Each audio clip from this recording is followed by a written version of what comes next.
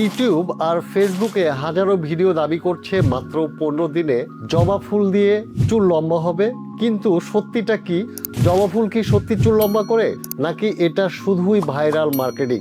আজকের ভিডিওতে আমরা বিজ্ঞানের আলোকে জানবো জবা ফুল আসলে চুলের জন্য কি করে, আর শেষে দেখব এমন একটি সঠিক হেয়ার প্যাক যা সত্যিকার অর্থেই চুলের স্বাস্থ্য উন্নত করতে সাহায্য করে।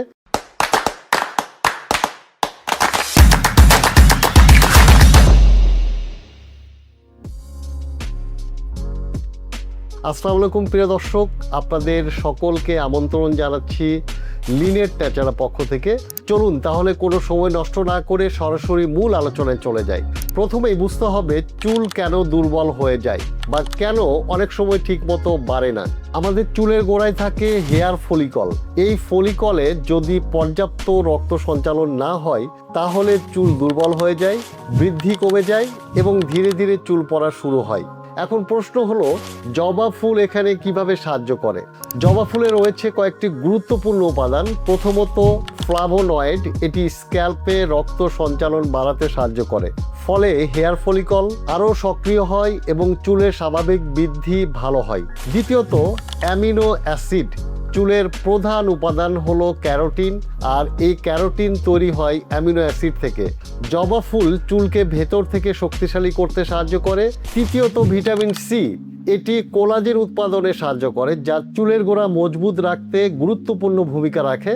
তাহলে বিজ্ঞানের ভাষায় উত্তর হলো, জবা ফুল রাতারাতি জাদুর মতো চুল লম্বা করে না, কিন্তু এটি চুলের মূল সমস্যা যেমন দুর্বল ফলিকল, শুষ্কতা ও চুল পড়া এগুলো কমাতে সাহায্য করে। আর যখন স্ক্যাল্প ও ফলিকল সুস্থ থাকে তখন চুল স্বাভাবিকভাবে দ্রুত, ঘন এবং মজবুতভাবে বাড়তে পারে।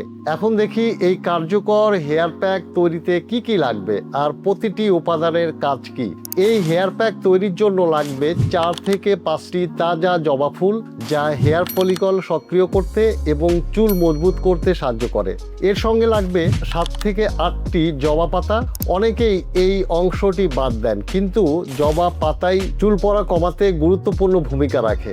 এছাড়া লাগবে 2 টেবিল চামচ টক দই, এটি প্রাকৃতিক কন্ডিশনার হিসেবে কাজ করে এবং স্ক্যাল্পের পিএইচ ব্যালেন্স ঠিক রাখতে সাহায্য করে। স্ক্যাল্পের পিএইচ ঠিক না থাকলে ভালো উপাদান ব্যবহার করলেও কাঙ্ক্ষিত ফল পাওয়া কঠিন হয়ে যায়।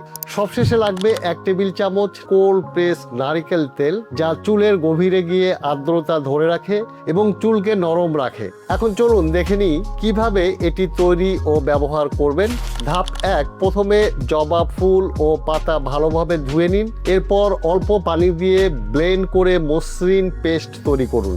ধাপ 2, এবার এই পেস্টের সাথে 2 টেবিল চামচ টক দই এবং 1 টেবিল চামচ কোল্ড প্রেস নারকেল তেল মিশিয়ে নিন। ধাপ 3, চুল কয়েকটি সেকশনে ভাগ করুন। তারপর গোড়া থেকে আগা পর্যন্ত পুরো চুলে প্যাকটি লাগান। বিশেষ করে স্ক্যাল্পে আঙ্গুল দিয়ে হালকা ম্যাসাজ করুন অন্তত 5 মিনিট।